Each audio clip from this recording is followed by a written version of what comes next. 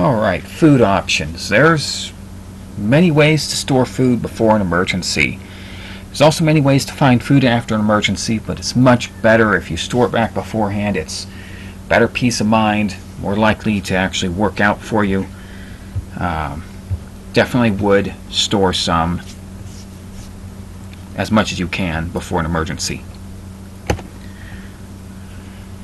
So, food options. Yeah, fridge and perishable stuff. That is what I would eat first when the emergency begins, especially if I'm losing power for the emergency. I want to get that taken care of, eaten first. But there are options in there that can be. Remember, you got a few days worth of food in your fridge when things go bad.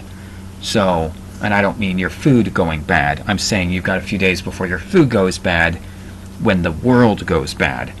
So, you got a few days of food storage right there, and then we can go on into the others. You know, your freezer as well, you know, it also needs to be consumed pretty quickly. Now, shelf-stable food will last a bit longer.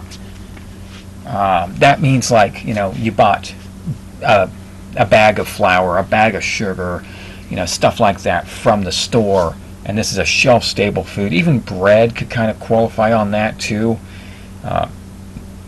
It doesn't really need to be refrigerated, but it will last a bit longer in the fridge. But it will last a number of days out on the counter, even up to a week or so. It just depends on your environment. It could even last more than a week. But, you know, your bread you're going to want to take care of pretty quickly. But yeah, I mean, shelf-stable foods, they're good for a while as well.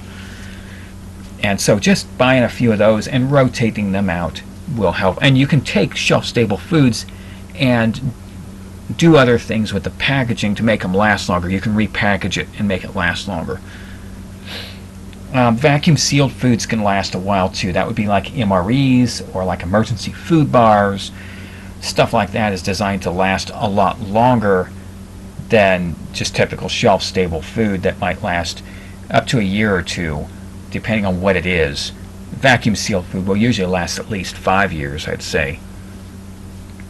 Now, dehydrated food, it's kind of in this area of vacuum sealed, probably a little bit less time on there, but you can get a home dehydrator and be able to dehydrate fresh food and make it last a lot longer. That's one of those things that you can use to take shelf-stable food, you know, some of those fruits that you bought at the store, and you leave them in a fruit bowl for several days to either, you know, to hopefully eat them in those few days, trying to erase them from going bad. Well, in this case, you can dehydrate them and they will last a lot longer, especially if you dehydrate them and then do another process to package that dehydrated product, like vacuum seal. You can also get a vacuum sealer, but vacuum sealing is, you know, if it's professionally done, it's good 5 years. If you're doing it, it depends on what you're vacuum sealing as well as how you vacuum sealed it can make a difference on that time. But dehydrated can be, you know, several months to a year or maybe more, but dehydrated is kind of limited time. Now, jarred, I'd separate jarred from canned. They're both a canning process, but the canned is the commercial metal can, and the jarred is what you home can.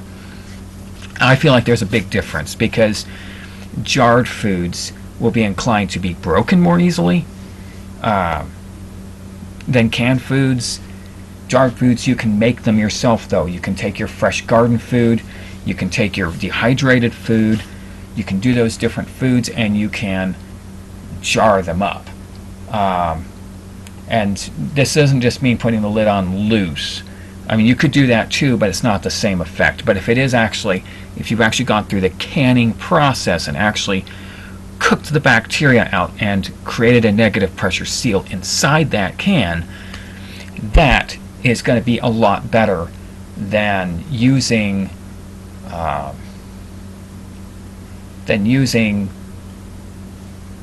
it as a standard jarring. And you're going to have a better life out of that, and it's going to be a lot safer to consume. because you've killed the bacteria and you've created that negative pressure seal.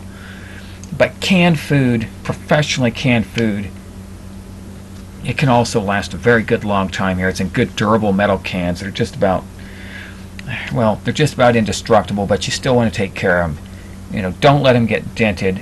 Don't let them get cracked or rusted. Take good care of your canned foods. They are an asset. They're a commodity, and treat them as such. You know, treat them as an item of value. You know, don't throw them around. Don't let them get dented and smashed.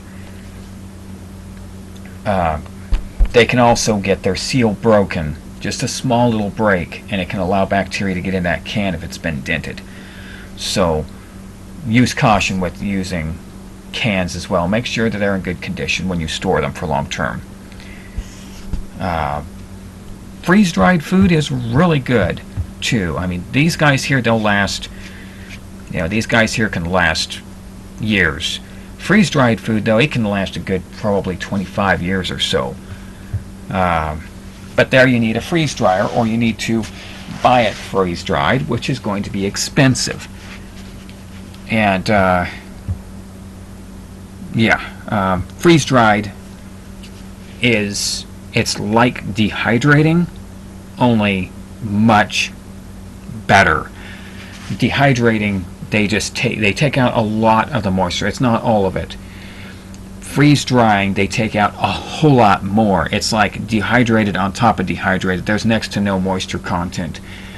As long as you keep moisture out of freeze-dried food and you don't let it get, you know, too hot and all that, pretty much it's going to be heat and moisture that's going to ruin it. Otherwise, it'll last a good long time, and many types of foods can be freeze-dried, more than can be dehydrated. And then, yeah, I mean, you can also have a garden where you can be growing it, or you could catch it from the wild. Now, everyone's going to try and do this after an emergency, after a disaster. Everyone's going to try and go after that. But your garden, that's yours. That's what you grow. Now, you still want to protect it, because they might still try and come after it too, treating it as if it's wild caught, but still, that's a better option for you.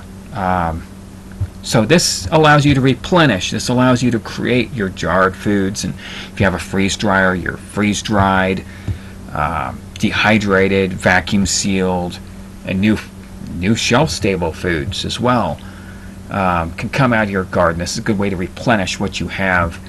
And wild caught can help supplement too if you end up with some of that. Thanks for watching.